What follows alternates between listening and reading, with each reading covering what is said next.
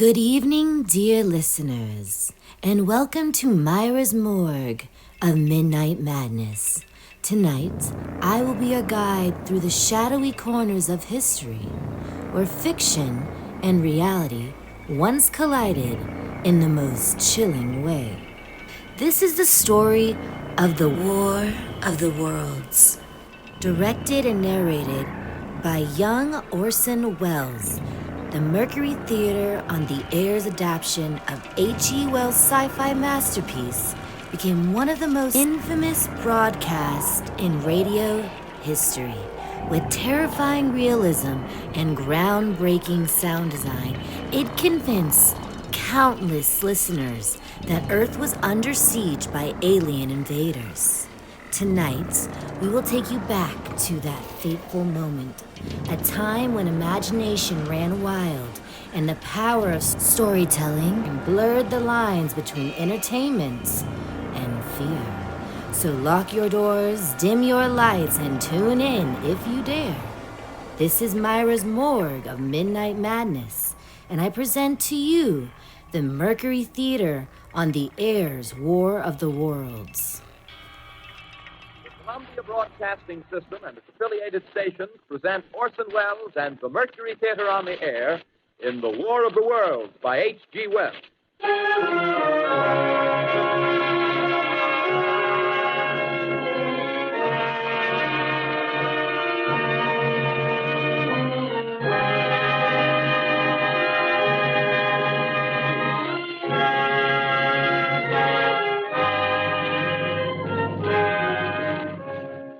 Ladies and gentlemen, the director of the Mercury Theatre and star of these broadcasts, Orson Welles.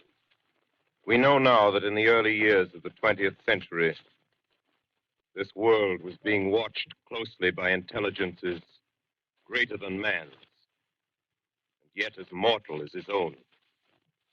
We know now that as human beings busied themselves about their various concerns, they were scrutinized and studied, perhaps almost as narrowly as a man with a microscope might scrutinize the transient creatures that swarm and multiply in a drop of water. With infinite complacence, people went to and fro over the earth about their little affairs, serene in the assurance of their dominion over this small, spinning fragment of solar driftwood, which by chance or design, man has inherited out of the dark mystery of time and space.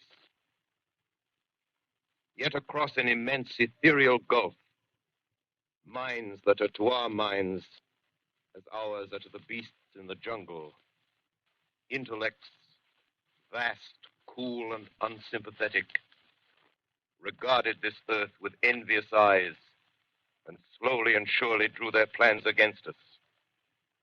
In the 39th year of the 20th century came the Great Disillusionment. Near the end of October, business was better. The war scare was over. More men were back at work. Sales were picking up. On this particular evening, October 30th, the Crosley service estimated that 32 million people were listening in on radios. Not much change in temperature. A slight atmospheric disturbance of undetermined origin is reported over Nova Scotia, causing a low-pressure area to move down rather rapidly over the northeastern states, bringing a forecast of rain accompanied by winds of light gale force. Maximum temperature 66, minimum 48. This weather report comes to you from the Government Weather Bureau. We take you now to the Meridian Room in the Hotel Park Plaza in downtown New York, where you will be entertained by the music of Raymond Raquello and his orchestra.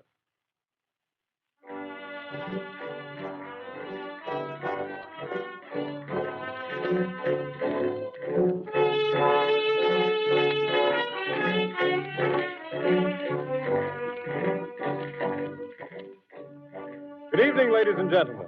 From the Meridian Room in the Park Plaza Hotel in New York City, we bring you the music of Raymond Raquello and his orchestra. With a touch of the Spanish, Raymond Raquello leads off with La Campesita.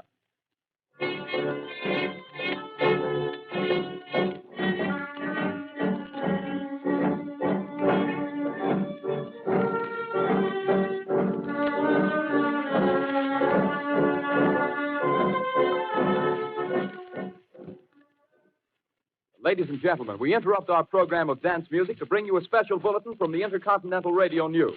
At 20 minutes before 8 Central Time, Professor Farrell of the Mount Jennings Observatory, Chicago, Illinois, reports observing several explosions of incandescent gas occurring at regular intervals on the planet Mars. The spectroscope indicates the gas to be hydrogen and moving toward the Earth with enormous velocity. Professor Pearson of the observatory at Princeton confirms Farrell's observation and describes the phenomenon as, quote, like a jet of blue flame shot from a gun, unquote. We now return you to the music of Ramon Raquello, playing for you in the Meridian Room of the Park Plaza Hotel, situated in downtown New York.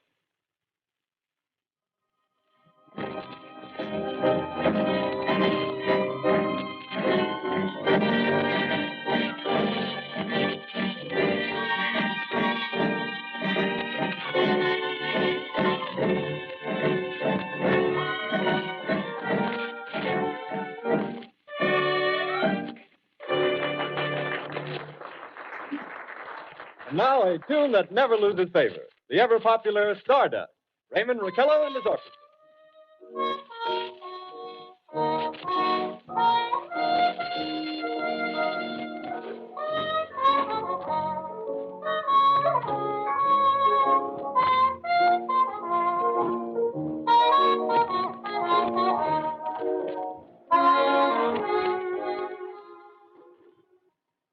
Ladies and gentlemen, following on the news given in our bulletin a moment ago, the Government Meteorological Bureau has requested the large observatories of the country to keep an astronomical watch on any further disturbances occurring on the planet Mars. Due to the unusual nature of this occurrence, we have arranged an interview with the noted astronomer, Professor Pearson, who will give us his views on this event. In a few moments, we will take you to the Princeton Observatory at Princeton, New Jersey. We return you until then to the music of Ramon Raquello and his orchestra.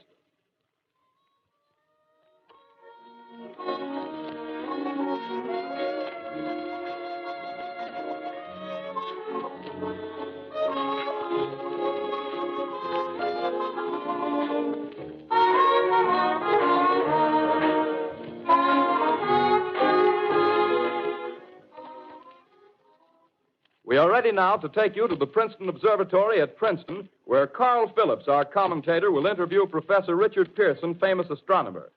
We take you now to Princeton, New Jersey. Good evening, ladies and gentlemen. This is Carl Phillips speaking to you from the observatory at Princeton. I'm standing in a large semicircular room, pitch black except for an oblong split in the ceiling. Through this opening, I can see a sprinkling of stars that cast a kind of frosty glow over the intricate mechanism of the huge telescope. The ticking sound you hear is the vibration of the clockwork. Professor Pearson stands directly above me on a small platform, peering through the giant lens. I'll ask you to be patient, ladies and gentlemen, during any delay that may arise during our interview. Besides the ceaseless watch of the heavens, Professor Pearson may be interrupted by telephone or other communications. During this period, he is in constant touch with the astronomical centers of the world. Professor, may I begin our questions? Any time, Mr. Phillips. Professor, would you please tell our radio audience exactly what you see as you observe the planet Mars through your telescope? Nothing unusual at the moment, Mr. Phillips. A red disk swimming in a blue sea. Transverse stripes across the disk. Quite distinct now because Mars happens to be at the point nearest the Earth, in opposition, as we call it. In your opinion, what do these transverse stripes signify, Professor Pearson? Not canals, I can assure you, Mr. Phillips. Say, Although that's the popular conjecture of those who imagine Mars to be inhabited. From a scientific viewpoint, the stripes are merely the result of atmospheric conditions peculiar to the planet. then you're quite convinced, as a scientist, that living intelligence as we know it does not exist on Mars? I'd say the chances against it are 1,000 to 1. And yet, how do you account for these gas eruptions occurring on the surface of the planet at regular intervals? Phillips, I cannot account for it. By the way, Professor, for the benefit of our listeners, how far is Mars from the Earth? Approximately 40 million miles. Well, that seems a safe enough distance. Just a moment, ladies and gentlemen. Someone has just handed Professor Pearson a message. While he reads it, let me remind you that we are speaking to you from the observatory in Princeton, New Jersey, where we are interviewing the world-famous astronomer, Professor Pearson. One moment, please. Professor Pearson has passed me a message which he has just received. Professor, may I read the message to the listening audience? Certainly, Mr. Phillips. Ladies and gentlemen, I shall read you a wire addressed to Professor Pearson from Dr. Gray of the Natural History Museum, New York. Quote, 9:15 p.m. Eastern Standard Time. Seismograph registered shock of almost earthquake intensity occurring within a radius of 20 miles of Princeton. Please investigate. Signed, Lloyd Gray, Chief of Astronomical Division. Unquote. Professor Pearson, could this occurrence possibly have something to do with the disturbances observed on the planet Mars? Hardly, Mr. Phillips. This is probably a meteorite of unusual size, and its arrival at this particular time is merely a coincidence. However, we shall conduct a search as soon as daylight permits. Thank you, Professor. Ladies and gentlemen, for the past 10 minutes, we've been speaking to you from the observatory at Princeton, bringing you a special interview with Professor Pearson, noted astronomer. This is Carl Phillips speaking. We are returning you now to our New York studio.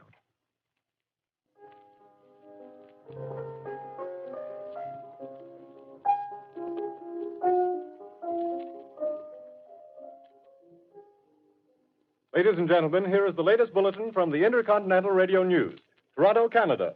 Professor Morse of Macmillan University reports observing a total of 3 explosions on the planet Mars between the hours of 7:45 p.m. and 9:20 p.m. Eastern Standard Time. This confirms earlier reports received from American observatories. Now, nearer home, comes a special bulletin from Trenton, New Jersey. It is reported that at 8:50 p.m., a huge flaming object, believed to be a meteorite, fell on a farm in the neighborhood of Grover's Mill, New Jersey, 22 miles from Trenton. The flash in the sky was visible within a radius of several hundred miles, and the noise of the impact was heard as far north as Elizabeth. We have dispatched a special mobile unit to the scene, and we'll have our commentator, Carl Phillips, give you a word picture of the scene as soon as he can reach there from Princeton. In the meantime, we take you to the Hotel Martinet in Brooklyn, where Bobby Millett and his orchestra are offering a program of dance music.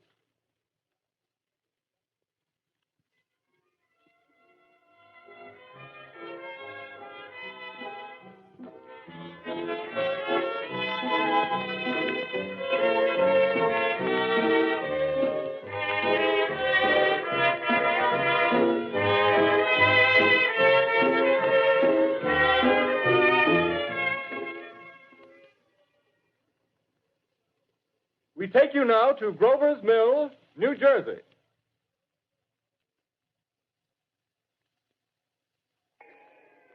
Ladies and gentlemen, this is Carl Phillips again, out at the Wilmot Farm, Grover's Mill, New Jersey. Professor Pearson and myself made the 11 miles from Princeton in 10 minutes. Well, I hardly know where to begin. To paint for you a word picture of the strange scene before my eyes, like something out of a modern Arabian Nights.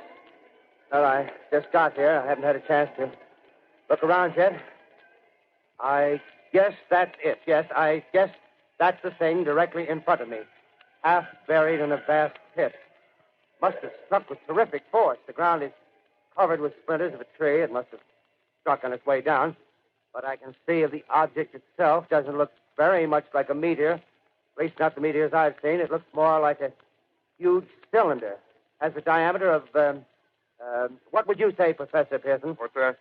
What would you say, what's the diameter of this? About 30 yards. About 30 yards. The metal on the sheath is, well, I've never seen anything like it. The color is sort of yellowish white. It's curious. Spectators now are pressing close to the object in spite of the efforts of the police to keep them back. Getting in front of my line of vision. Would you mind standing one side, please? While the police are pushing the crowd back. Here's Mr. Wilmot, owner of the farm here. He may have some interesting facts to add. Mr. Wilmot, would you please tell the radio audience as much as you remember of this rather unusual visitor that dropped in your backyard? A step closer, please. Ladies and gentlemen, this is Mr. Wilmot. Well, I was listening to the radio. Closer and louder, please. Pardon me? Louder, please, closer. Yes. I was listening to the radio and kind of drowsing. That professor fellow was talking about Mars, so I was half dozing and half... Yes, Mr. Wilmot, and then what happened? Well, as I was saying, I was listening to the radio, kind of halfway. Yes, Mr. Wilmot, and then you saw something. Well, not first off. I heard something. And what did you hear? A hissing sound like this. Kind of like a 4th of July rocket. Yes, then what? I turned my head out the window and would have sworn I was asleep and dreaming. Yes? I seen a kind of greenish streak and then zingo. Something smacked the ground, knocked me clear out of my chair. Well, were you frightened, Mr. Wilmot? Well, I ain't quite sure. I reckon I was kind of riled. Well, thank you, Mr. Wilmot. Thank you very much. Yeah, you want me to tell No, that's quite all right. That's plenty. Ladies and gentlemen, you've just heard Mr. Wilmot, owner of the farm, where this thing has fallen. I wish I could convey the atmosphere, the background of this fantastic scene. Hundreds of cars are parked in a field in back of us, and the police are trying to rope off the roadway leading into the farm, but it's no use. They're breaking right through. The car's headlights throw an enormous spotlight on the pit where the object's half buried. Now, some of the more daring souls now are venturing near the edge. The silhouettes stand out against the metal sheen. One man wants to touch the thing. He's having an argument with the policeman. The policeman wins. Now, ladies and gentlemen, there's something I haven't mentioned in all this excitement, but it's becoming more distinct. Perhaps you've caught it already on your radio. Listen, please. Do you hear it? It's a curious humming sound that seems to come from inside the object. I'll move the microphone nearer. Here. Now, we're not more than 25 feet away. Can you hear it now? Professor Pearson? Yes, Mr. Crow. Can you tell us the meaning of that scraping noise inside the thing? Possibly the unequal cooling of its surface. I say, do you still think it's a meteor, Professor? I don't know what to think. The metal casing is definitely extraterrestrial. Not found on this Earth. Friction with the Earth's atmosphere usually tears holes in a meteorite. This thing is smooth, and you can see its cylindrical Just a minute. shape. Something's happening. Ladies and gentlemen, this is terrific. This end of the thing is beginning to flake off. The top is beginning to rotate like a screw, and the thing must be hollow. He's moving. Hey, keep those men back. Keep those idiots back. He's off. The top blew. Ladies and gentlemen, this is the most terrifying thing I've ever witnessed. Wait a minute. Someone's calling someone or something. I can see turning out of that black hole two luminous discs. The eyes, it might be a face, might be almost Good heavens, something wriggling out of the shadow like a gray snake. Now it's another one and another one and another one. They look like tentacles to me. Oh, yeah, I can see the thing's body now. It's large as a bear. It glistens like wet leather, but that face, ladies and gentlemen, it's indescribable. I can hardly force myself to keep looking at it. It's so awful. The eyes are black, and they gleam like a serpent. The mouth is a kind of V-shape with saliva dripping from its rimless lips. It seems to quiver and pulsate, and the monster, or whatever it is, can hardly move. It seems weighed down by possibly gravity or something. The thing's rising up now, and the crowd falls back. They've seen plenty. The most extraordinary experience, ladies and gentlemen. I can't find words. Well, I'll pull this microphone with me as I talk. I'll have to stop the description until I can take a new position. Hold on, will you, please? I'll be right back in a minute.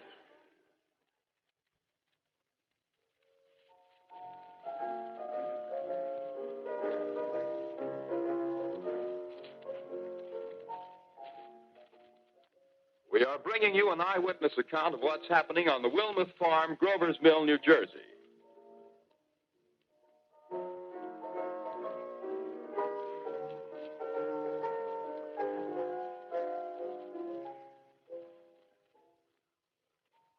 We now return you to Carl Phillips at Grover's Mill. Ladies and gentlemen, am I on?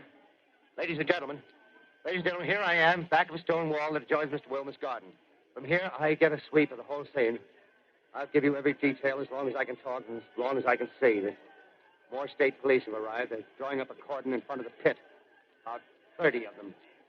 No need to push the crowd back now. They're willing to keep their distance. The captain's conferring with someone. Can't quite see who. Oh, yes, I believe it's Professor Pearson. Yes, it is. Now they've parted, and the professor moves around one side, studying the object while the captain and two policemen advance with something in their hands. I can see it now. It's a white handkerchief tied to a pole. Flag of truce. If those creatures know what that means, what anything means. Wait a minute. Something's happening. Humped shape is rising out of the pit. I can make out a small beam of light against a mirror. What's that? There's a jet of flame springing from the mirror that leaps right at the advancing men. It strikes them head on. Oh, Lord, they're turning into flames. The whole field's caught up by the woods, the barns, the gas tanks for the automobiles spreading everywhere. It's coming this way now, about 20 yards to my right.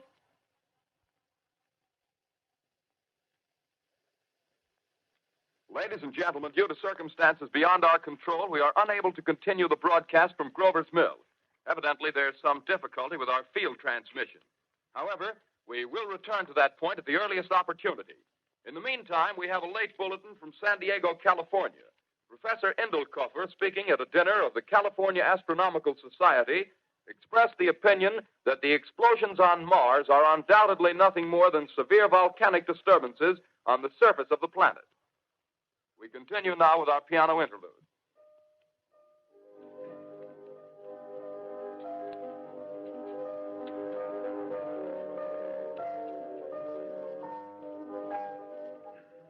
Ladies and gentlemen, I've just been handed a message that came in from Grover's Mill by telephone. Just one moment, please. At least 40 people, including 6 state troopers, lie dead in a field east of the village of Grover's Mill, their bodies burned and distorted beyond all possible recognition. The next voice you hear will be that of Brigadier General Montgomery Smith, commander of the state militia at Trenton, New Jersey. I have been requested by the governor of New Jersey to place the counties of Mercer and Middlesex as far west as Princeton and east to Jamesburg under martial law. No one will be permitted to enter this area except by special pass issued by state or military authorities.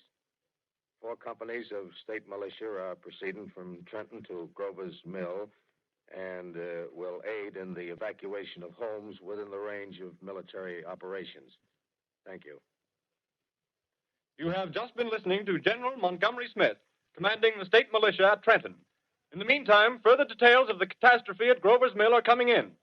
The strange creatures, after unleashing their deadly assault, crawled back in their pit and made no attempt to prevent the efforts of the firemen to recover the bodies and extinguish the fire.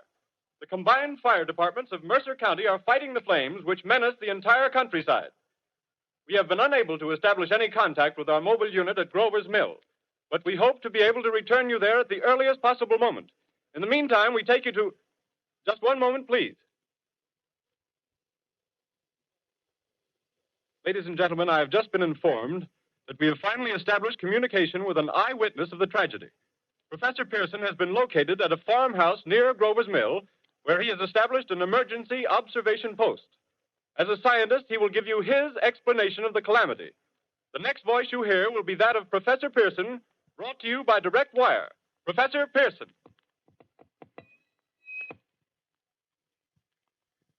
Of the creatures in the rocket cylinder at Grover's Mill, I can give you no authoritative information, either as to their nature, their origin, or their purposes here on Earth. Of their destructive instrument, I might venture some conjectural explanation. For want of a better term, I shall refer to the mysterious weapon as a heat ray. It's all too evident that these creatures have scientific knowledge far in advance of our own. It's my guess that in some way they are able to generate an intense heat in a chamber of practically absolute non-conductivity. This intense heat they project in a parallel beam against any object they choose by means of a polished parabolic mirror of unknown composition, much as the mirror of a lighthouse projects a beam of light. That is my conjecture of the origin of the heat ray. Thank you, Professor Pearson. Ladies and gentlemen, here is a bulletin from Trenton. It is a brief statement informing us that the charred body of Carl Phillips has been identified in a Trenton hospital. Now, here's another bulletin from Washington, D.C. The Office of the Director of the National Red Cross reports 10 units of Red Cross emergency workers have been assigned to the headquarters of the state militia, stationed outside of Grover's Mill, New Jersey. Here's a bulletin from State Police, Princeton Junction. The fires at Grover's Mill and vicinity are now under control. Scouts report all quiet in the pit, and there is no sign of life appearing from the mouth of the cylinder.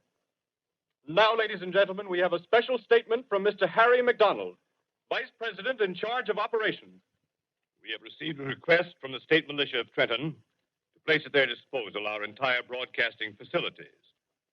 In view of the gravity of the situation, and believing that radio has a responsibility to serve in the public interest at all times, we are turning over our facilities to the state militia at Trenton.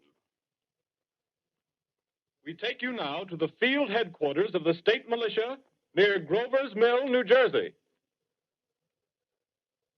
This is Captain Lansing of the Signal Corps, attached to the state militia, now engaged in military operations in the vicinity of Grover's Mill. Situation arising from the reported presence of certain individuals of unidentified nature is now under complete control. The cylindrical object, which lies in a pit directly below our position, surrounded on all sides by 8 battalions of infantry, without heavy field pieces, but adequately armed with rifles and machine guns.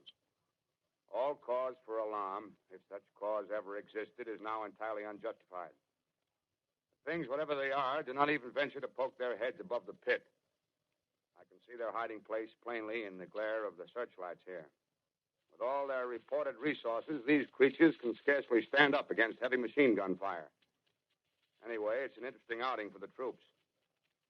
I can make out their khaki uniforms crossing back and forth in front of the lights. Looks almost like a real war. There appears to be some slight smoke in the woods bordering the Millstone River. Probably fire started by campers. Well, we ought to see some action soon. One of the companies is deploying on the left flank. A quick thrust and it'll all be over. Now, wait a minute. I see something on top of the cylinder. No, it's nothing but a shadow. Now the troops are on the edge of the Wilmot Farm. 7,000 armed men closing in on an old metal tube. A tub, rather. Well, wait, that wasn't a shadow. It's something moving. Solid metal, kind of a shield-like affair rising up out of the cylinder. It's going higher and higher. What? It's standing on legs, actually rearing up on a sort of metal framework. Now it's reaching above the trees and the searchlights are on it. Hold on.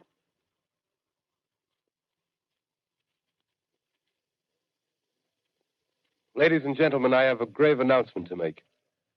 Incredible as it may seem, both the observations of science and the evidence of our eyes lead to the inescapable assumption that those strange beings who landed in the Jersey farmlands tonight are the vanguard of an invading army from the planet Mars. The battle which took place tonight at Grover Mills has ended in one of the most startling defeats ever suffered by an army in modern times. 7,000 men armed with rifles and machine guns pitted against a single fighting machine of the invaders from Mars. 120 known survivors. The rest strewn over the battle area from Grover's Mill to Plainsboro, crushed and trampled to death under the metal feet of the monster, or burned to cinders by its heat ray. The monster is now in control of the middle section of New Jersey and has effectively cut the state through its center. Communication lines are down from Pennsylvania to the Atlantic Ocean. Railroad tracks are torn and service from New York to Philadelphia discontinued, except routing some of the trains through Allerton and Phoenixville. Highways to the north, south, and west are clogged with frantic human traffic. Police and army reserves are unable to control the mad flight. By morning, the fugitives will have swelled Philadelphia, Camden, and Trenton. It is estimated to twice their normal population. Martial law prevails throughout New Jersey and eastern Pennsylvania. At this time, we take you to Washington for a special broadcast on the national emergency. The Secretary of the Interior. Citizens of the nation, I shall not try to conceal the gravity of the situation that confronts the country, nor the concern of your government in protecting the lives and property of its people. However, I wish to impress upon you, private citizens and public officials, all of you, the urgent need of calm and resourceful action. Fortunately, this formidable enemy is still confined to a comparatively small area, and we may place our fate in the military forces to keep them there. In the meantime, placing our faith in God, we must continue the performance of our duties, each and every one of us, so that we may confront this destructive adversary with a nation united, courageous, and consecrated to the preservation of human supremacy on this earth. I thank you. You have just heard the Secretary of the Interior speaking from Washington. Bulletins too numerous to read are piling up in the studio here. We're informed that the central portion of New Jersey is blacked out from radio communication due to the effect of the heat ray upon power lines and electrical equipment. Here's a special bulletin in New York. Cables have been received from English, French and German scientific bodies offering assistance. Astronomers report continued gas outbursts at regular intervals on the planet Mars. The majority voiced the opinion that the enemy will be reinforced by additional rocket machines. There have been several attempts made to locate Professor Pearson of Princeton, who has observed Martians at close range. It is feared he was lost in the recent battle. Langham Field, Virginia. Scouting planes report 3 Martian machines visible above treetops, moving north toward Somerville with population fleeing ahead of them. The heat ray is not in use, although advancing at express train speed. Invaders pick their way carefully. They seem to be making a conscious effort to avoid destruction of cities and countryside. However, they stop to uproot power lines, bridges, and railroad tracks. Their apparent objective is to crush resistance, paralyze communication, and disorganize human society. Here is a bulletin from Basking Ridge, New Jersey. Coon hunters have stumbled on a second cylinder similar to the first, embedded in the great swamp 20 miles south of Morristown. Army field pieces are proceeding from Newark to blow up the second invading unit before the cylinder can be opened and the fighting machine rigged. They're taking up a position in the foothills of Watchung Mountains. Another bulletin from Langham Field, Virginia. Scouting planes report enemy machines, now 3 in number, increasing speed northward, kicking over houses and trees in their evident haste to form a conjunction with their allies south of Morristown. Machines also sighted by telephone operator east of Middlesex, within 10 miles of Plainfield. Here's a bulletin from Winston Field, Long Island. A fleet of Army bombers carrying heavy explosive flying north in pursuit of enemy. Scouting planes act as guides. They keep the speeding enemy in sight. Just a moment, please, ladies and gentlemen. We've run special wires to the artillery line and adjacent villages to give you direct reports in the zone of the advancing enemy. First, we take you to the battery of the 22nd Field Artillery, located in the Watchung Mountains. Range 32 meters. 32 meters. Direction 39 degrees. 39 degrees. Fire. 140 yards to the right, sir. Ship range 31 meters. 31 meters. Direction 37 degrees. 37 degrees. Fire.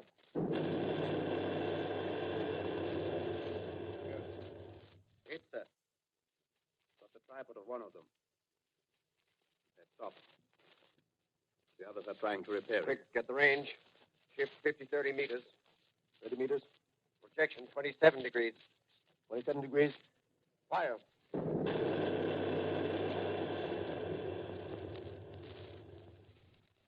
see the shell land, sir.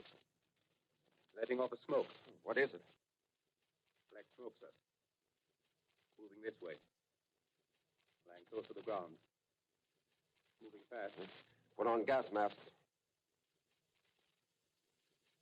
Get ready to fire. Shift to 24 meters. 24 meters. Projection 24 degrees. 24 degrees. Fire.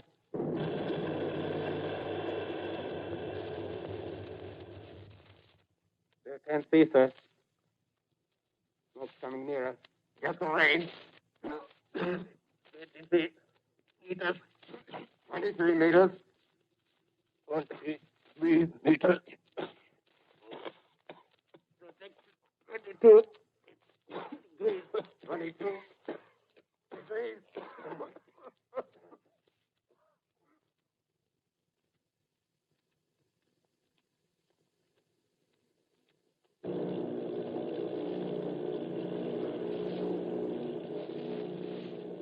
Army bombing plane V-843 off Bayonne, New Jersey. Lieutenant Bolt, commanding 8 bombers, reporting to Commander Fairfax, Langham Field. This is Bolt reporting to Commander Fairfax, Langham Field. Enemy tripod machines now in sight. Reinforced by 3 machines from the Morristown cylinder. 6 altogether. 1 machine partially crippled. Believed hit by shell from Army gun in Watchung Mountains. Guns now appear silent. A heavy black fog hanging close to the earth of extreme density, nature unknown. No sign of heat ray. Enemy now turns east, crossing Passaic River into the Jersey marshes. Another straddles the Pulaski Skyway. Evident objective is New York City. They're pushing down a high-tension power station. The machines are close together now, and we're ready to attack. Planes circling, ready to strike.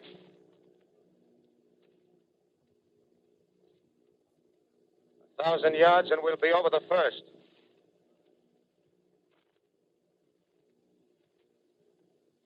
$800 yards.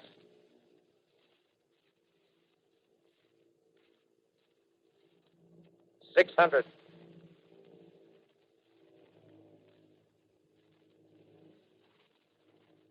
400. 200. There they go.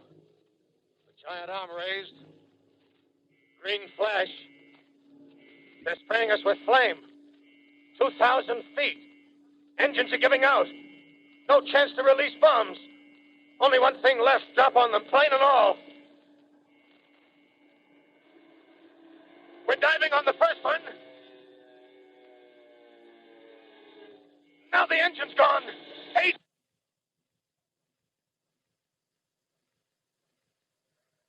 This is Bayonne, New Jersey, calling Langham Field. This is Bayonne, New Jersey, calling Langham Field. Come in, please. This is Langham Field. Go ahead. 8 Army bombers in engagement with enemy tripod machines over Jersey Flats. Engines incapacitated by heat ray. All crashed. 1 enemy machine destroyed. Enemy now discharging heavy black smoke in direction of... This is Newark, New Jersey. This is Newark, New Jersey. Warning. Poisonous black smoke pouring in from Jersey marshes. Reaches South Street. Gas masks useless. Urge population to move into open spaces. Automobiles use routes 7, 23, 24. Avoid congested areas. Smoke now spreading over Raymond Boulevard.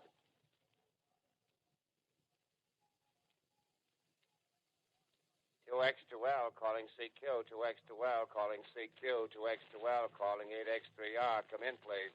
This is 8X3R coming back at 2X2L. How's reception? How's reception? K, please. Where are you, 8X3R? What's the matter? Where are you?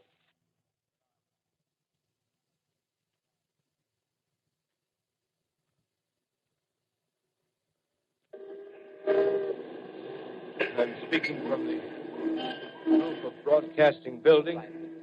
I'm speaking from the roof of Broadcasting Building, New York City. The bells you hear are ringing to warn the people to evacuate the city as Martians approach. Estimated in the last 2 hours, 3 million people have moved out along the roads to the north. Hutchison River Parkway is still kept open for motor traffic. Avoid bridges to Long Island, hopelessly jammed. All communication with Jersey Shore closed 10 minutes ago. No more defenses. Our army is wiped out. Artillery, Air Force, everything wiped out. This may be the last broadcast. We'll stay here to the end. People are holding service here below us in the cathedral. Now I look down the harbor, all manner of boats, overloaded with fleeing population pulling out from docks. Streets are all jammed. Noise in crowds like New Year's Eve in city. Wait a minute. The enemy is now in sight above the Palisades. Five great machines. First one is crossing the river. I can see it from here, wading the Hudson like a man wading through a brook. A bulletin is handed me. Martian cylinders are falling all over the country. One outside of Buffalo, one in Chicago, St. Louis. Seem to be timed and spaced. Now the first machine reaches the shore. He stands watching, looking over the city. The steel cowlish head is even with the skyscrapers. He waits for the others. They rise like a line of new towers on the city's west side. Now they're lifting their metal hands. This is the end now. Smoke comes out, black smoke drifting over the city. People in the streets see it now. They're running toward the East River, thousands of them, dropping in like rats. Now the smoke's spreading faster. It's reached Times Square. People are trying to run away from it, but it's no use. They're falling like flies. Now the smoke's crossing 6th Avenue, 5th Avenue, 100 yards away. It's 50 feet.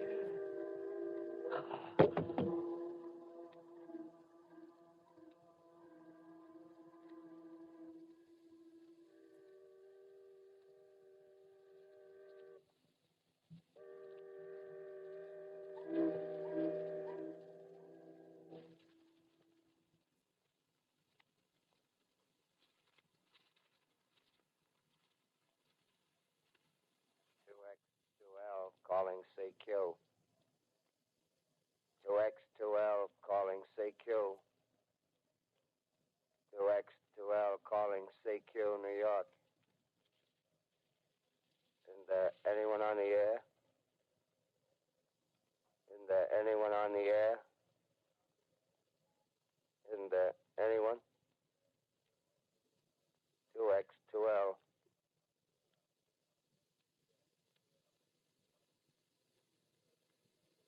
You are listening to a CBS presentation of Orson Welles and the Mercury Theatre on the Air in an original dramatization of The War of the Worlds by H.G. Wells. The performance will continue after a brief intermission. This is the Columbia Broadcasting System.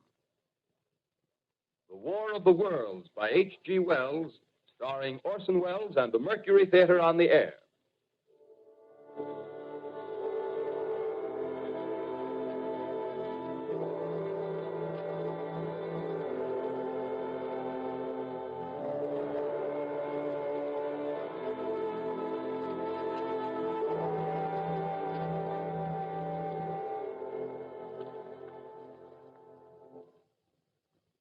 As I set down these notes on paper, I'm obsessed by the thought that I may be the last living man on Earth.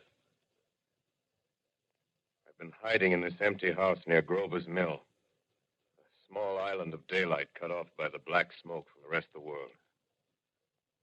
All that happened before the arrival of these monstrous creatures in the world now seems part of another life. A life that has no continuity with the present. Furtive existence of the lonely derelict who pencils these words on the back of some astronomical notes bearing the signature of Richard Pearson. I look down at my blackened hands and I try to connect them with a professor who lives at Princeton and who, on the night of October 20th, glimpsed through his telescope an orange splash of light on a distant planet.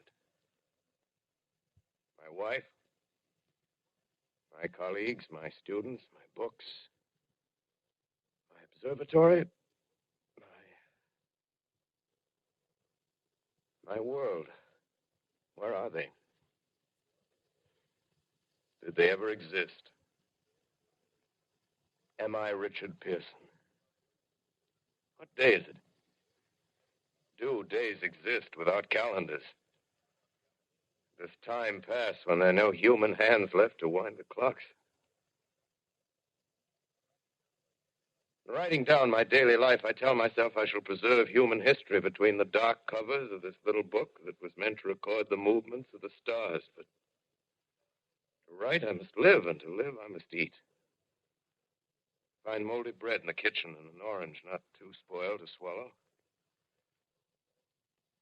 Keep watch at the window. Time to time, I catch sight of a Martian above the black smoke. The smoke still holds the house in its black coil, but at length there's a hissing sound, and suddenly I see a Martian mounted on his machine, spraying the air with a jet of steam as if to dissipate the smoke. I Watch in a corner as his huge metal legs nearly brush against the house. Exhausted by terror, I fall asleep. Morning. Morning. Sun streams in the window. The black cloud of gas is lifted, and the scorched meadows to the north look as though a black snowstorm had passed over them. I venture from the house. I make my way to a road, no traffic. Here and there, a wrecked car, baggage overturned, a blackened skeleton. Push on north. For some reason, I feel safer trailing these monsters than running away from them. And I keep a careful watch. I've seen the Martians feed. Should one of their machines appear over the top of trees, I'm ready to fling myself flat on the earth. Come to a chestnut tree. October. Chestnuts are ripe. Fill my pockets. Just keep alive. 2 days I wander in a vague northerly direction through a desolate world. Finally, I notice a living creature. A small red squirrel in a beech tree. I stare at him and wonder. He stares back at me. I believe at that moment the animal and I shared the same emotion. The joy of finding another living being. Push on north. I find dead cows in a brackish field, and beyond the charred ruins of a dairy and a silo remain standing guard over the wasteland like a lighthouse, deserted by the sea. Astride the silo perches a weathercock. The arrow points north. North. Next day, I come to a city. City vaguely familiar in its contours, yet its buildings strangely dwarfed and leveled off as if a giant had sliced off its highest towers with a capricious sweep of his hand. Reached the outskirts. I found Newark. Newark, undemolished but humbled by some whim of the advancing Martians. Presently, with an odd feeling of being watched, I caught sight of something crouching in a doorway. I made a step towards it. It rose up and became a man. A man armed with a large knife. Stop! Where do you come from? I come from many places. A long time ago, from Princeton. Princeton, huh? That's near Grover's Mill. Yes. Grover's Mill. There's no food here. This is my country. All this end of town down the river. There's only food for one. Which way are you going? I don't know. I guess I'm looking for people. Hey, what was that? Did you hear something just then? No. Only a bird. A live bird. You get to know that birds have shadows these days. Say, we're in the open here. Let's crawl in this doorway here and talk. Have you seen any Martians? No. They're going over to New York. Night, the sky is alive with their lights, just as if people were still living in it. By daylight, you can't see them. 5 days ago, a couple of them carried something big across the flats from the airport. I think they're learning how to fly. Fly? Yeah, fly. Well, it's all over with humanity. Stranger, there's still you and I. 2 of us left. Yeah. They got themselves in solid. They wrecked the greatest country in the world. Those green stars, they're probably falling somewhere every night. They've only lost one machine. There isn't anything to do. We're done. We're licked. Where were you? You're in a uniform. Yeah, what's left of it. I was in the militia. National Guard. That's good. There wasn't any war. Any more than there's war between men and ants. Yes, but we're eatable ants. I found that out. What'll they do to us? I thought it all out. Right now, we're caught as we're wanted.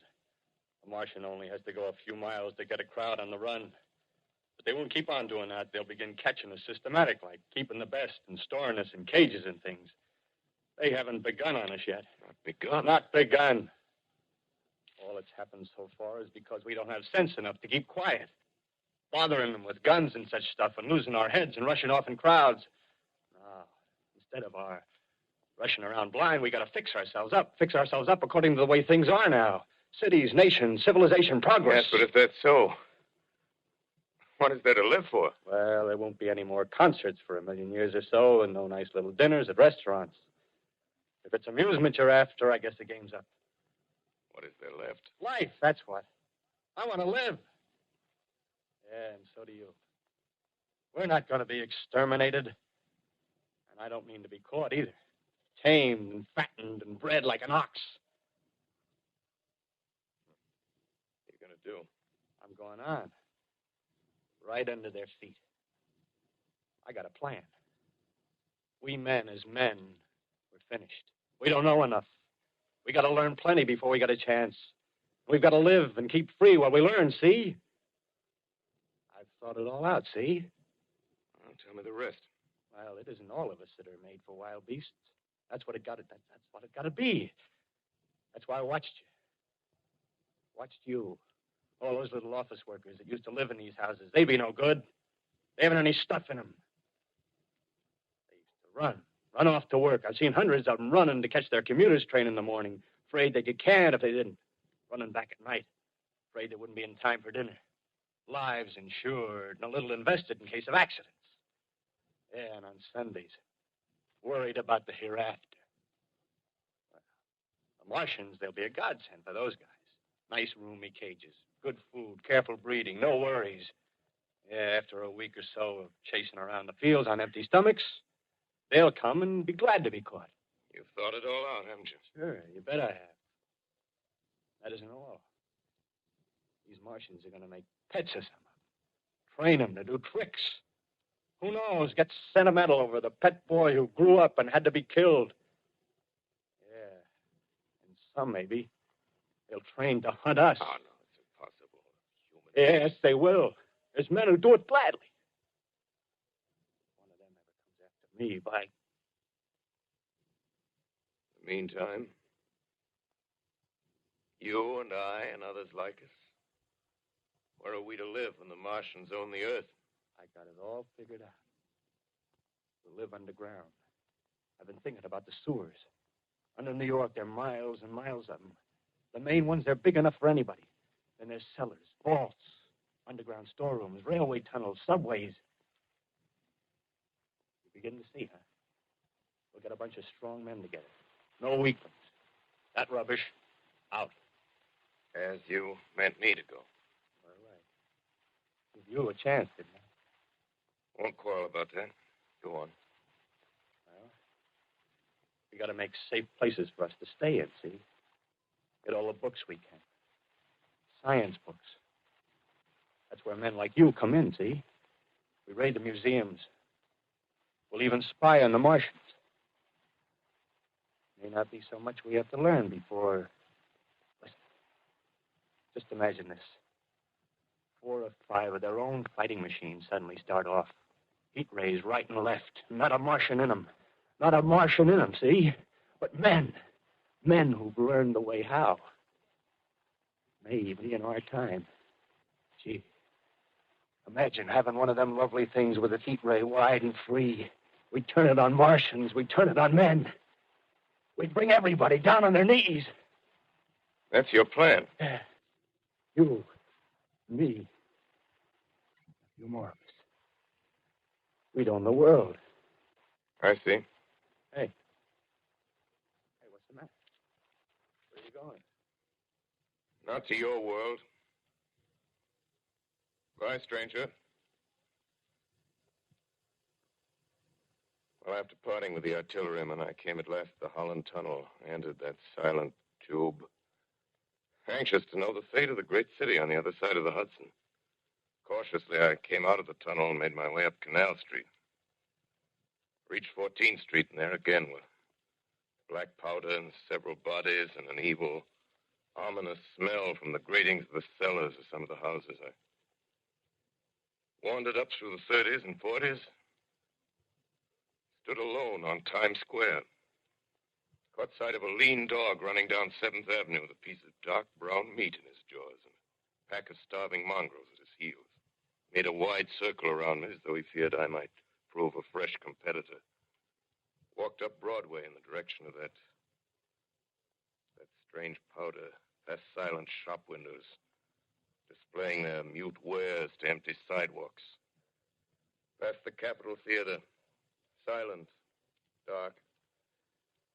Past a shooting gallery where a row of empty guns faced an arrested line of wooden ducks. Near Columbus Circle, I noticed models of 1939 motor cars in the showrooms facing empty streets. Over the top of the General Motors building, I watched a flock of black birds circling in the sky. Hurried on. Suddenly, I caught sight of the hood of a Martian machine, standing somewhere in Central Park, gleaming in the late afternoon sun. An insane idea. I rushed recklessly across Columbus Circle and into the park. I climbed a small hill above the pond at 60th Street, and from there I could see, standing in a silent row along the mall, 19 of those great metal titans, their cowls empty, their steel arms hanging listlessly by their sides. I looked in vain for the monsters that inhabit those machines. Suddenly, my eyes were attracted to the immense flock of black birds that hovered directly below me. They circled to the ground. And there before my eyes, stark and silent, lay the Martians with the hungry birds pecking and tearing brown shreds of flesh from their dead bodies. Later, when their bodies were examined in laboratories, it was found that they were killed by the putrefactive and disease bacteria against which their systems were unprepared. Slain, after all, man's defenses had failed by the humblest thing that God, His wisdom, has put upon this earth. Before the cylinder fell, there was a general persuasion that through all the deep of space, no life existed beyond the petty surface of our minute sphere. Now we see further. Dim and wonderful is the vision I've conjured up in my mind of life spreading slowly from this little seedbed of the solar system throughout the inanimate vastnesses of sidereal space. But a remote dream, maybe that the destruction of the Martians is only a reprieve to them and not to us. Is the future ordained, perhaps? Strange it now seems to sit in my peaceful study in Princeton, writing down this last chapter of the record, begun at a deserted farm in Grover's Mill. Strange to watch children playing in the streets. Strange to see young people strolling on the green where the new spring grass heals the last black scars of a bruised earth. Strange to watch the sightseers enter the museum where the dissembled parts of a Martian machine are kept on public view. Strange when I recall the time when I first saw it. Bright and clean-cut, hard and silent under the dawn of that last great day.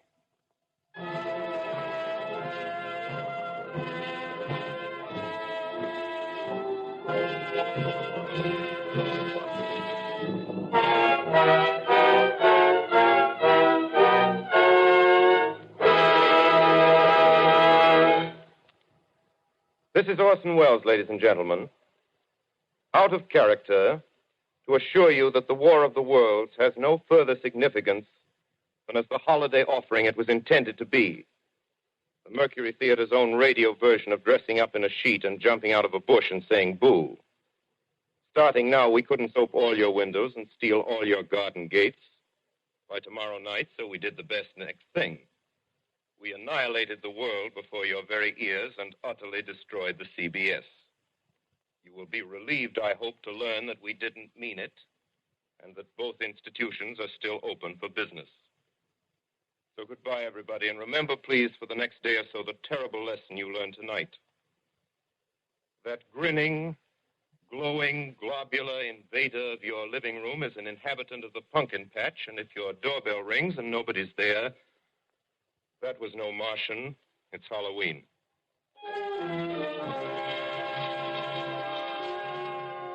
Tonight, the Columbia Broadcasting System and its affiliated stations coast to coast has brought you The War of the Worlds by H.G. Wells, the 17th in its weekly series of dramatic broadcasts featuring Orson Welles and the Mercury Theatre on the air. Next week, we present a dramatization of 3 famous short stories. This is the Columbia Broadcasting System.